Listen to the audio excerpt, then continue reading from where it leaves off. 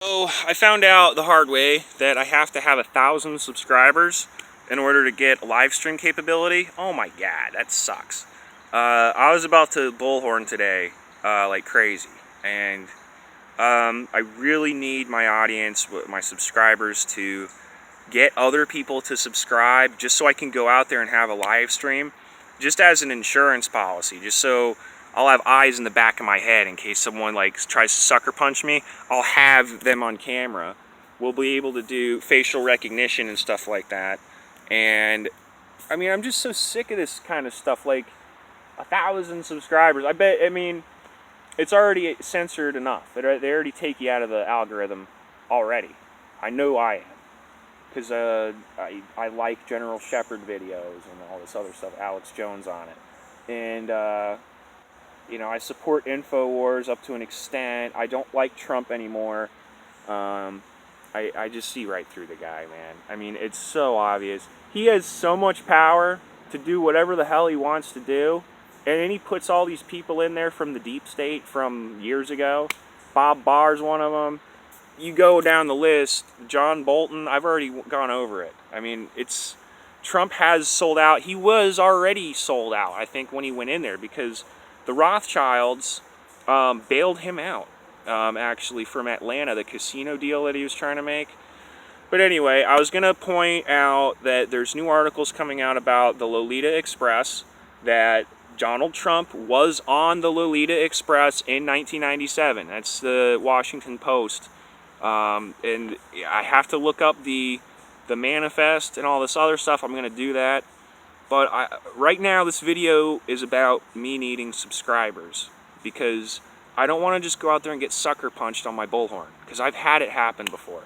I had a giant, huge, like, just bulging, swollen chin. They tried to hit me on that button, you know, and I'm really hard to knock out. I'm 6'6". They had to like jump to punch me. It was this entire. I'll go through the story. I never told anyone this before. It was right when Obama got elected, when the Obama deception came out, 2000. I think it was 2010 actually. It was like 1 year after Obama was elected, and it was actually a school right down the street from here, called East. It was actually called North Adult when I went there. It was like summer school basically, but it was like an all-year style summer school for kids because I would skip class and get out of class because I knew 9/11 was staged back then. I had watched Loose Change back then, and I'd always try to debate Mrs. Shook from Centennial High School, and she'd always tell me to leave the class, get out of the class. I would do class clown stuff, like making fun of their fake history, like read it in like funny voices, like sarcastically, like this happened, and it was hilarious. Like I had the whole class roaring with laughter and everything. And you know, I just dropped out of school, man. I'll admit it. It was just a giant prison camp. But anyway, the giant prison camp down the street was filled with kids from the ghetto. They were all African American descent.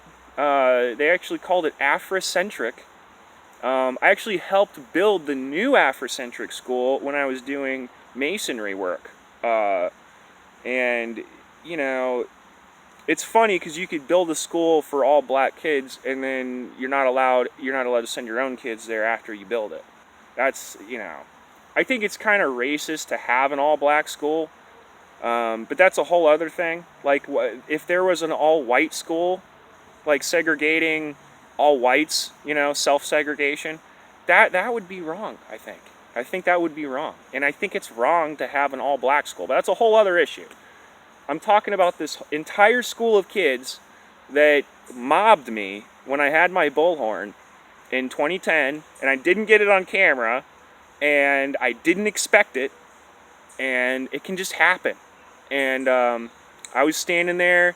I had the same bullhorn I have now. It's actually broken on the bottom because of this incident. I'll show you the cracks on it maybe sometime.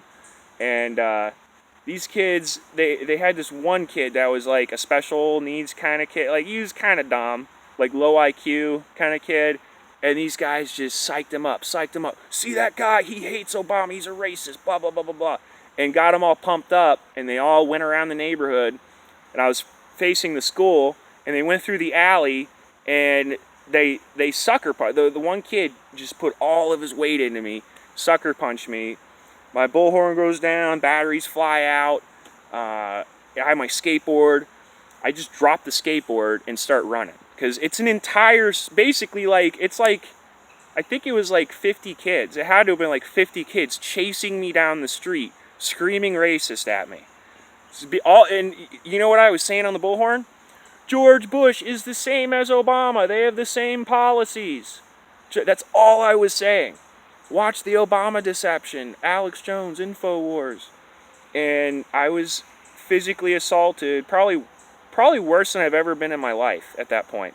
Kicked, like they had chased me down. This one kid like grabbed my foot and I fell, and then they just all started kicking me. And I get up and I just start swinging at him. I picked this one kid up and threw him, literally, until the security officer came over there. And the security officer before that said, "You better get out of here. These kids are crazy. They're going to get you." And I did not listen to him. I should have listened to him. Because, I mean, the fact that he knew that it was going to happen before it happened is worse, I think. It wasn't random. It was premeditated. Because I was out there before the school got out. It was ballsy, I'll admit it. But that's my point. It's like, you can't just bullhorn anymore, especially after Obama. There is this racial tension. I mean, there is this party lines. If you cross it, you're a dead man. You know, that kind of shit. That's going on. Antifa, they were basically like Black Lives Matter Antifa cult, basically. Back then, in 2010. It's gotten so much worse now. It's 9 years after that happened. I'll show you the picture of me. I have a shirt that said, I'll kick your ass and not get in trouble. And it had a cop on it with his nightstick. And all you can see is, "I'll kick your ass." And I got my giant welt on my face. But, yeah, I already learned my freaking lesson. I'm not going to go out and bullhorn, especially, like, you know, you got a lot of military guys that buck up to you when you start talking about 9/11. I had that at the festival yesterday. And I just straight told them, you know, Alaska University, man. They're making a new, 9/11 Truth documentary with Richard Gage, the guy from Architects and Engineers for 9/11 Truth. So I can't wait for that one. There's all kinds of stuff going on right now. Like 9/11 anniversary is coming up soon. And I'm gonna bullhorn. So just be ready for me to bullhorn on the anniversary. And that's all I can do. Until I get 1,000 subscribers, I can't do a live stream. So I'm sorry about my last video, or if I psyched anybody up for a live stream, I'm sorry. So I'll leave it at that. And just have a good day, guys. And just try to please make some cards with my name on it and hand them out with websites that you like. WhatReallyHappened.com, CuttingThroughTheMatrix.com. Infowars.com, geoengineeringwatch.org, antiwar.com. There's so many websites I can name right now. Make a business card, and I'll do it too. Go to Kinko's, it's cheap. And just please put my name on there, Rocco Bianco YouTube, anywhere, I don't care. And so I could get 1,000 subscribers so that I can go out and live stream. Because I do not want a repeat of 2010. It is scary to have a giant mob of people going after you when you agree with you, and you know in your heart you agree with about 80%. Pretty much everybody agrees. That's the whole thing that I really can't believe when I see people punching people in the face. That most people agree 80%. Most people. You have to be kind of dumb. You have to be part of a cult or something else in order to be in that other 20%. And, the fluoride in the water does affect people, man.